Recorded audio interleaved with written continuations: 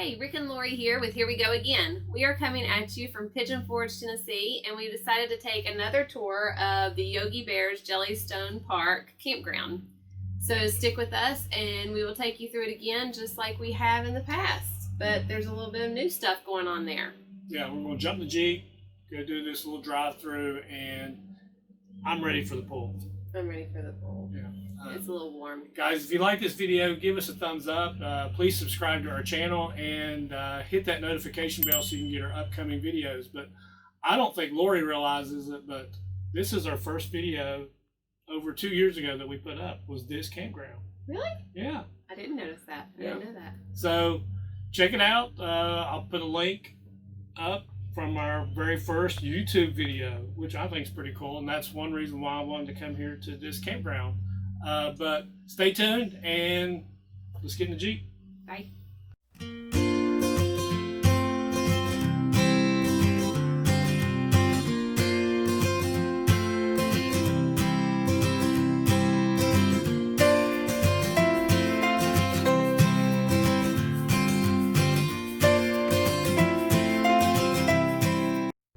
Hi guys, it's Rick, and we decided to go back to the front of the campground just so you could see when you pull into this how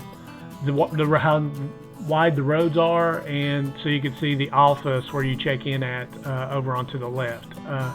They do have like a little check-in point here for you, but one reason why we like this campground is that it's right off of Veterans Boulevard. It's super close to Dollywood and several places in Pigeon Forge, like the island.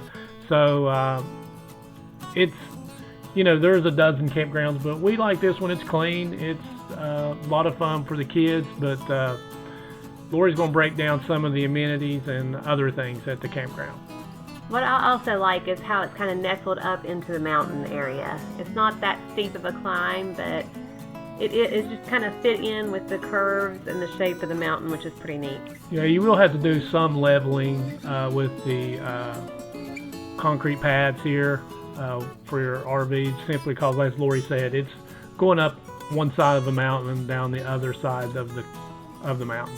And if you notice, you know, the bigger rigs, the trucks have to be kind of parked at an angle just to be able to fit into each spot. But they are, I mean, as the years go by, I think campers get bigger, so yes, this is what happens, is you just have to kind of maneuver to fit your vehicle in the area. The amenities here, they have 2 swimming pools, they have fishing, they have movies sometimes, and of course they have the bathhouses. They have a fully stocked gift shop, large playgrounds, and they actually put a jumping pillow in. They have, for your dogs, a fenced-in dog park, and when I said fishing, they actually have a fully stocked fishing pond. Also here, they have Hunt Brothers Pizza Shop. So if you don't want to cook one day and you don't actually want to go out, they actually have a pizzeria that's right there. Yeah, along with having up to 100 RV sites, this place has cabins, glamping tents, and rental RVs. The rental RVs are about $100 depending upon the season, and you can get up to 6 people in there. The cabins, which you're looking at here, are up to $140 a night depending upon the season and how many people, but you can put up to 8 people in the cabins. Some cabins are actually smaller than others, so I guess that's, there's like a double cabin back behind there, which is pretty neat. Yes. Let's see. We've got some RV sites, about 102 of them, that range from about $60 a night and up, according to the season that you come, because as you know, Smoky Mountains, they have peak seasons, especially during the fall, because of how beautiful the colors are on the mountains. So there's that, and then every site has full hookup, 30-50 amp, Wi-Fi, cable, TV. Like Rick had already mentioned, I believe he mentioned, the patios are paved, so it's a nice area for sitting and just enjoying what is around you. Yeah. Some of these campsites are kind of close, though. I mean, as you can tell. Yeah. We have a cage for our dogs. I know that sounds horrible, a cage, but it's a nice sized cage area, like a fence. And it would take up a lot of the grass area that's on the side of these campgrounds. But if you're like us, we don't always stay at the campground per se, especially on shorter trips. We kind of go out, we see the mountains, we go on hikes. Yeah. So we're not always at the campground. Yeah, we kind of plan our activities depending upon which campground we're staying. We like to bounce around and check out as many campgrounds as we can, but per se this one, like say we wanted to go swimming, we know what activities we can fish, but here, like Lori said, we don't necessarily put the dogs out and us sitting out all day, or we kind of plan our activities with this campground to try to get out and hike and see some of the sights and just get the kids out to burn some energy. That's a must. Yes. And of course our dogs, I think sometimes like the reprieve the most.